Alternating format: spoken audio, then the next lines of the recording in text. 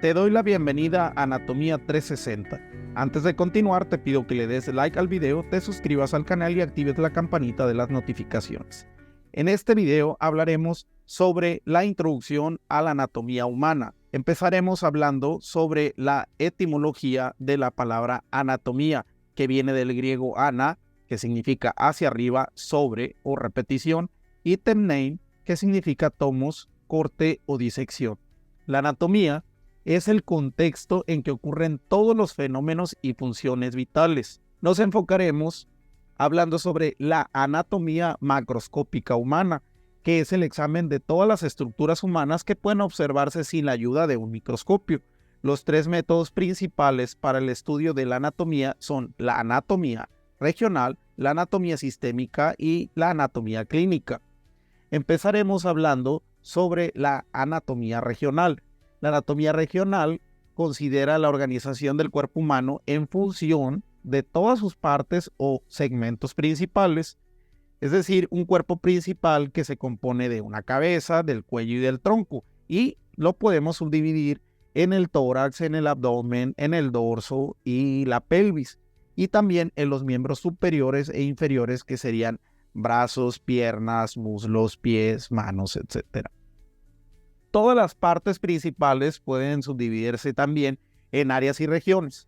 La anatomía regional es el método, pues, para estudiar la estructura del organismo centrando la atención en una determinada parte. Por ejemplo, si hablamos de la cabeza, entonces hablaremos del área de la cara o una región también que puede ser la región orbitaria o la región ocular. Examinando la disposición de las relaciones de las diversas estructuras sistémicas, por ejemplo, los músculos, los nervios, las arterias, etcétera, que contienen y luego habitualmente con el estudio de las regiones adyacentes en una secuencia que debe ser ordenada. Así que debemos seguir un método regional para estudiar la anatomía humana. También nos encontramos con la anatomía sistémica. La anatomía sistémica básicamente es el estudio de los distintos sistemas del cuerpo humano que funcionan conjuntamente para llevar a cabo funciones bastante complejas. Los sistemas básicos y el campo de estudio o tratamiento de cada uno, pues es el sistema tegumentario, por ejemplo, el sistema esquelético, el sistema articular, sistema muscular, sistema nervioso, el sistema circulatorio, linfático, que es muy importante. En algún momento vamos a ahondar sobre este sistema, el linfático, que ha sido un poco desplazado y un poco retrasado en su estudio. El sistema urinario, el respiratorio, genital, endocrino, etc. También la anatomía clínica, que esta subraya aspectos de la estructura y la función del cuerpo, pero que son muy importantes para la práctica de las ciencias de la salud. Incorpora, porque debe estar bien unida a la anatomía regional y la anatomía sistémica, para poder así hacer un estudio conjunto del cuerpo humano. En la anatomía clínica a menudo se invierte el curso del pensamiento que seguimos al estudiar la anatomía regional o la anatomía sistémica. Dando un ejemplo, en vez de pensar en la acción de cierto músculo, la anatomía clínica se hace la pregunta: ¿cómo se manifestaría la ausencia de actividad de ese músculo, del músculo que queremos estudiar? Y también, en vez de señalar el nervio fulano inerva cierta área de la piel, la anatomía clínica se pregunta: ¿cuál es el nervio cuya lesión provocaría el entumecimiento de esa zona? Entonces, debemos entender que el aprendizaje de la anatomía es totalmente apasionante debido también al papel para resolver pues problemas clínicos, problemas regionales, problemas sistémicos del cuerpo humano. Entonces, continuando, hablaremos ahora sobre la terminología anatómica. Es muy importante hablar sobre esto. La terminología anatómica engloba la posición anatómica, los planos anatómicos, los términos de relación y comparación, los términos de lateralidad y los términos de movimiento. Bien, la posición anatómica nos habla sobre el individuo en bipedestación, de pie, pues, aunque es importante y es preciso utilizar esta palabra, en bipedestación, debe estar con la mirada hacia el frente, con los miembros superiores adosados al cuerpo, palmas de las manos hacia adelante, miembros inferiores totalmente rectos y con los pies rectos, los dedos gordos del pie o los primeros ortejos, bueno, en general todos los ortejos señalando hacia enfrente. Ahora bien, hablaremos sobre los planos anatómicos. Son el plano sagital, el plano coronal y el plano axial. El plano sagital, que hace referencia a una saeta o una flecha, nos divide el cuerpo en dos partes, en una parte derecha y una parte izquierda. El plano coronal, que hace referencia a una corona, nos divide el cuerpo humano en dos partes también, que es una parte frontal y una parte dorsal. Y el plano axial, que nos divide el cuerpo en dos partes, en una superior y una parte inferior. Hablaremos más adelante en términos correctos para poder dirigirnos en este tipo de cortes. También encontramos las secciones anatómicas, por ejemplo, la sección longitudinal en este miembro inferior que nos está dividiendo el miembro en dos partes, una derecha y una izquierda. Una sección transversal o axial, donde el brazo está dividido, está siendo cortado en una parte superior y una inferior. Y una sección oblicua nos divide literalmente de una manera oblicua la pierna. Ahora bien, hablaremos sobre los términos de relación y comparación. En el corte sagital nos va a dividir el cuerpo, como lo habíamos mencionado, en dos partes, en derecha e izquierda.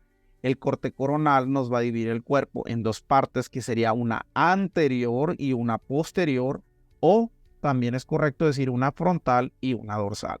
La palabra anterior y posterior son palabras que vamos a escuchar, utilizar y leer mucho durante el estudio de la anatomía y en general de todas las materias de las ciencias de la salud. También en el plano axial vamos a encontrar que divide el cuerpo en dos partes, que en este caso sería una parte superior y una parte inferior, y también es correcto decir craneal y caudal. Sin embargo, estos términos de craneal y caudal se utilizan mucho en la embriología humana, también se utilizan mucho en la anatomía radiológica y en la radiología propiamente dicha, para términos de posicionamiento para imágenes radiográficas. En esta imagen podemos observar los cortes coronales, el corte sagital, el corte axial y los planos en que se está tomando. Por ejemplo, aquí en la flecha nos da un corte dorsal y un corte ventral si estamos haciendo un corte coronal, que ambos son correctos. Ventral hace referencia a vientre, dorsal al dorso o la espalda. También un plano superior y uno inferior si estamos hablando sobre un corte axial.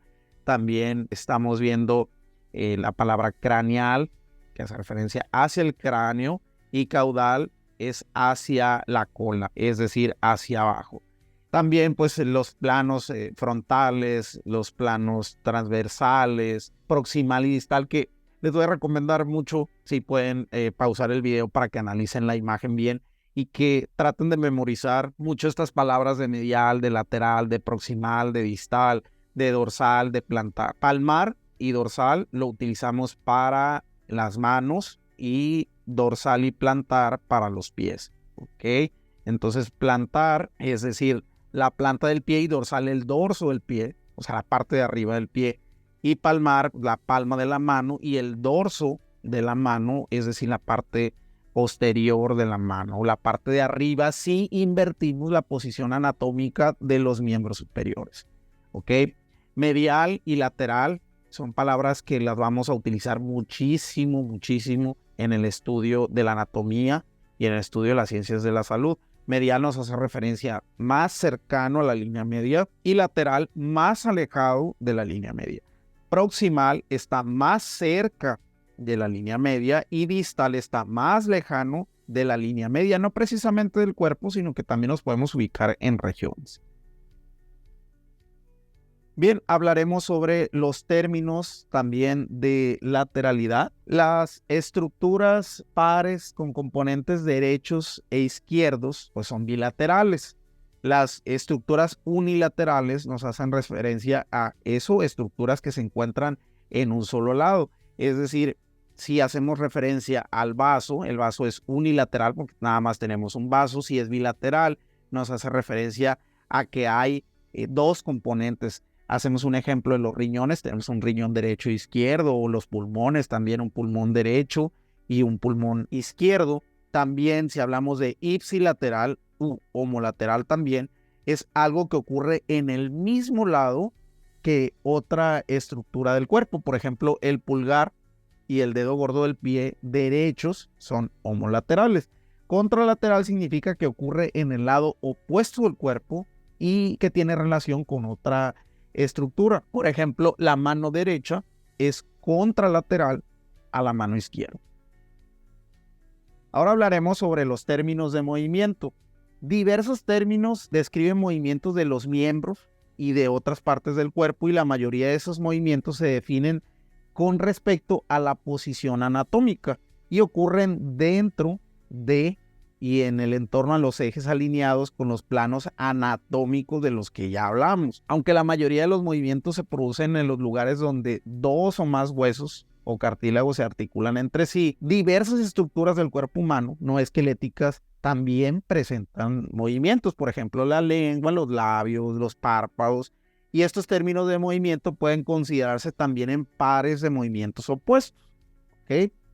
Los movimientos de flexión y extensión, como vemos aquí en la imagen, ocurren generalmente en los planos sagitales en torno a un eje transverso. En la mayoría de las articulaciones, por ejemplo en el codo, la flexión, como lo vemos también aquí en la imagen, indica el movimiento en una dirección anterior y la extensión indica un enderezamiento o un aumento de ese ángulo entre los huesos o las partes del cuerpo. La extensión suele producirse en una dirección posterior, como ya lo hablamos, hacia atrás. La articulación de la rodilla, por ejemplo, si la rotamos 180 grados en relación con otras articulaciones, nos constituye la excepción porque la flexión se realiza con un movimiento posterior y la extensión la hacemos con un movimiento anterior, como lo podemos ver en la imagen. La flexión dorsal, es decir, la dorsiflexión, es decir, hacernos hacia adelante, pues nos describe eso, la flexión en la articulación que se produce al subir una cuesta o también cuando nos levantamos del suelo, de la parte anterior de los pies y de los dedos. También aplicamos la flexión plantar, donde doblamos el pie y los dedos hacia el suelo, como cuando nos ponemos de puntillas, y la extensión de un miembro o de alguna parte de él más allá de sus límites normales corresponde a una hiperextensión y también puede producir lesiones. Esas hiperextensiones pueden producir lesiones, como por ejemplo en el latigazo cervical cuando chocamos, cuando tenemos un accidente que se mueve muy drásticamente el cuello. También encontramos otro tipo de movimientos, como lo vemos aquí, el movimiento de la muñeca hacia arriba, hacemos una extensión, y si bajamos la muñeca hacemos una flexión de la muñeca. También en los dedos de la mano, si los hacemos hacia adentro, estamos flexionando, y si los abrimos, estamos extendiendo. Lo mismo pasa con los dedos. Si juntamos los dedos, hacemos una oposición, y si los devolvemos a su anatomía natural, estamos haciendo una reposición. También encontramos la supinación y la pronación. Supinación, volteamos el miembro superior con el dorso de la mano, si lo estamos viendo directamente, o si regresamos la mano a su posición anatómica, tenemos una pronación. También tenemos movimientos de abducción o de aducción, o también como muchos anatomistas refieren a la abducción como una abducción. También si nosotros abrimos, tenemos una abducción, y si cerramos, tenemos una aducción. También podemos hacer una extensión y una flexión de los miembros. Esto pasa siempre en todos, como ya habíamos hecho referencia, en todas las estructuras donde se unen huesos a otros, con articulaciones pues que nos permiten el movimiento. También vemos en la imagen cómo podemos rotar. El tipo de rotación es una rotación externa, una rotación interna. O sea, si es interna, estamos rotando hacia medial. Acuérdense la referencia que dijimos, que medial es más cercano a la línea media del cuerpo, y si hacemos una rotación externa sería una lateral más alejada de la línea media del cuerpo. La circunducción, que es un movimiento circular del miembro inferior en la articulación coxal. que también lo podemos aplicar al miembro superior. También tenemos movimientos como la elevación, donde estamos elevando los hombros y los estamos descendiendo cuando los devolvemos a su posición anatómica. También hablamos de la retrusión y la protrusión. Un ejemplo es la mandíbula. Si nosotros la hacemos hacia adelante, estamos haciendo una protrusión, y si la hacemos hacia atrás, estamos haciendo una retrusión.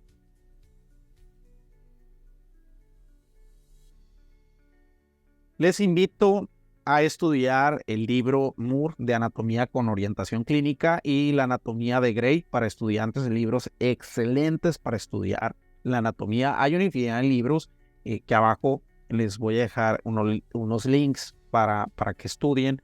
Les recomiendo, para el estudio de la anatomía, les recomiendo mucho que se relajen, principalmente se relajen. La anatomía no es difícil, suele ser difícil a veces por tanta terminología que escuchamos, pero hay que llevarlo con calma, entenderlo, hacer ejemplos, sobre todo practicar con ejemplos. Si vamos a leer, porque hay muchos que aprendemos leyendo y leyendo y leyendo mucho, pero las técnicas de estudio son variadas. Entonces, busca un espacio tranquilo, proponte metas para estudiar, es decir, no sé, voy a estudiar 1 hora o 2 horas al día, voy a analizar el espacio donde estoy, libre de ruidos, apagar el celular, concentrarte y sobre todo no permitas que el estrés te invada, porque el estrés nos va a impedir que nosotros nos concentremos en el estudio y en la preparación para las ciencias de la salud, sobre todo que esto requiere pues mucho de nuestra atención. Te agradezco que nos hayas escuchado, te invito a estar pendiente del siguiente video. Te agradecemos también que nos dejes los comentarios sobre temas en especial que quieres que hablamos. Más adelante vamos a hablar de todos los sistemas del cuerpo humano que constituyen en general la anatomía, y de otras materias como la histología humana, donde ya nos vamos a la microscopía de la anatomía humana, y otros temas también como la embriología humana, también como la bioquímica, todos esos procesos bioquímicos complejos que a veces nos suelen ser muy difíciles, también como la neuroanatomía, que a muchos nos alteraron porque no teníamos esa guía para poder aprender correctamente, pero todo es fácil. Si tú me lo permites, yo te llevo de la mano para aprender anatomía y todas las materias de las ciencias de la salud de las que podamos hablar de una manera fácil, de una manera divertida y de una manera que lo puedas entender y después llevarlo a la práctica. Muchas gracias por habernos escuchado y estamos próximos al siguiente video.